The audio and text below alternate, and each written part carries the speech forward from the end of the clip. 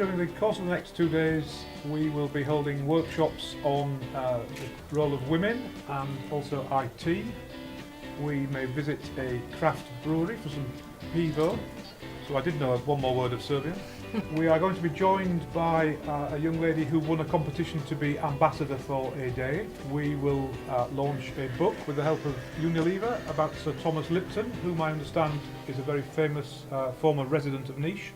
Ovo je za nas izuzetna prilika i čast, jer praktično ovo na neki način znači i potvrda našem radu i rezultatima, pre svega na promovisanju otvorenog dijaloga, razgovora, poštovanju različitosti, a najzad i na radu na decentralizaciji, tako da je ovo na neki način i istorijski trenutak s obzirom na to da danas otvaramo prvu izmeštenu ambasadu baš kod nas u Nišu.